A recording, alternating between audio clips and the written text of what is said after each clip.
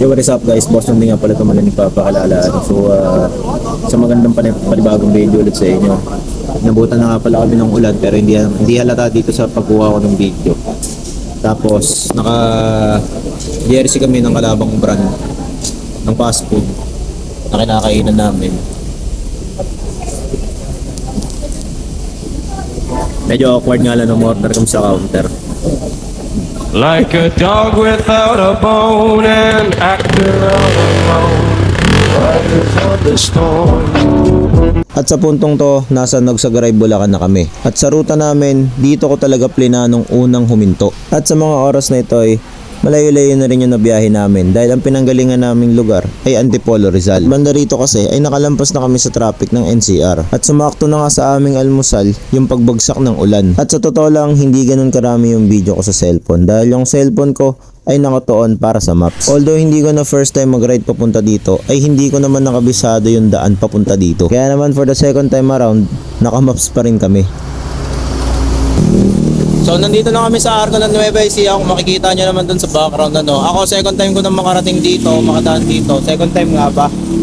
Second time. Hindi, actually pangatlo ko na pala to. Pangatlo ko na to. Shoutout dito sa kasama ko si Sep Padilla. First time niya rito.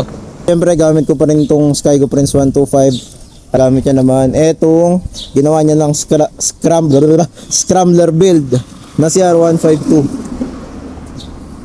Tegas, di ba? May tindig. Tapos, eto na nga pala yung kinabit kong dipstick. Bagong dipstick or aftermarket na dipstick sa aking makina. Yung maikli na pinakita ko sa inyo sa iba kong video. Ngayon guys, eto naman yung nakikita nyo. Ayan yung brake spring na mas makapal kaysa sa stocks. Or kumpara sa mga natural na brake spring ng Pantra na motor, nagpalit na ako. Ito mas makapal. Mas malaki na rin yung lock niya. Tapos nilagyan ko na rin ng lock yung lock is pinakalikod. Para hindi mapingawan ng spring no preno o lalo na sa mga merong sidecar or karga. Tapos pareho nga pala kami ng gamit na intercom. Fredcon R3 ko. Fredcon R3 ni Sep. At ngayon naman guys, bago ko ituloy yung kwento, ay nagkaroon na kami ng stopover na wala sa schedule. Buti na lang at makulimlim dito pero hindi kami inulan. Nasa Montalban pa lang kami nito at hindi pa nakakalayo. At dito hinayaan ko na lang muna siyang magayos ng kanyang motor. May dala naman siyang gamit at siya nakakakilala sa motor niya. At alam niyo ba, sa area na to ay napakalayo namin sa mga motor shop. Kaya naman mainam talaga na mayroong dalang gamit. Naputulan nga pala siya ng chain lock at yung chain link kumalas. At ito yung pinakauna naming hinto. Ngayon naman ay balik na tayo rito sa Alphamart kung saan kami ngayon kumakain. Nandito na nga pala kami sa may Nueva Ecija. At around 11:30 na ng tanghali nung nag-stop over kami dito sa Nueva Ecija Alphamart. Siyempre meron kaming parehas na dalang tools. Meron ako sarili, meron din siyang sarili. So hiraman na lang din kami ng tools kung sakaling ako yung wala tapos siya meron and vice versa. For the second time around, nagkaroon lang kami ng biglaang stop over. Kasi natanggalan ulit yung CR152 ni Sep ng chain lock or chain link.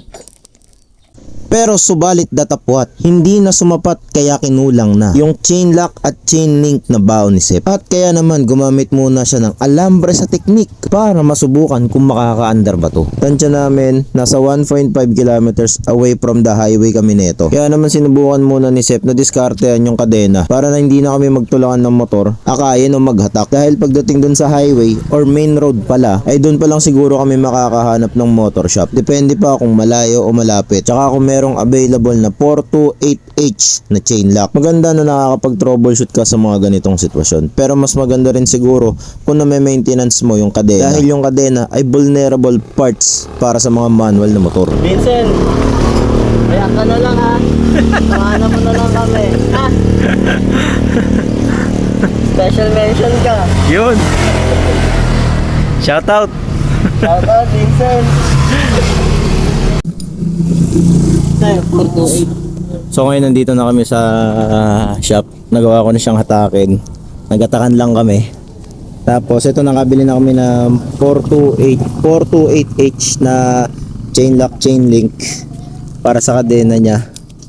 Ilang beses na tayong naputulan na chain lock? Dalawa, no? Dalawa. Sa dosay naubusan kami ng chain lock kaya medyo naghatakan kami ng bonggang-bongga. Okay na yan.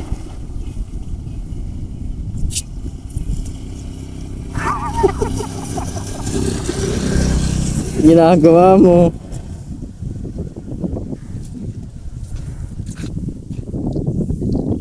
At no trespassing. At kahit nga na ganun-ganun na yung nangyari na 2 beses naputulan o natanggalan ng kadena si Sep, ay tinuloy pa rin namin yung biyahe upang makarating dito sa lugar na to. Parang minsan sa buhay, kahit may problema, kailangan mo lang rin ituloy para meron kang marating. Ha? Ano raw? Parang wala nang tumugma sa sinabi ko dun ah. Kaya naman tara at ituloy na uli natin yung biyahe hanggang sa nakarating na nga kami dito sa Laur, Nueva Ecija. Dito ngayon nag-stop over uli kami, take some videos and photos at para ma-enjoy na rin namin yung view.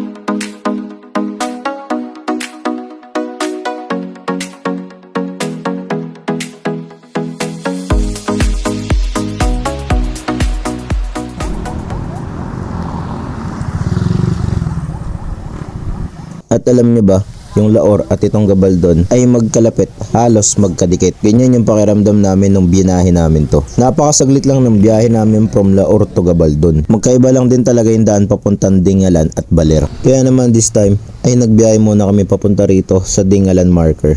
At papunta nga dito ay paulit-ulit kaming inulan. At kasabay noon ay crosswinds. Kaya naman yung slowdown naging slowdown talaga. Tinuloy-tuloy na rin namin na makapunta rito. Dahil pagbalik namin, tsak, uulanan din naman kami. Kaya naman yung papunta at pabalik namin dito ay hindi namin minadali. Wet and dry, rain or shine. Sa ganyang salita ako madedescribe yung ride namin na to. At ikaw, kung gusto mo sumama, tignan natin sa time availability para ma-schedule natin. Boston din nga pala muli nagpapakilala. Alright, woo!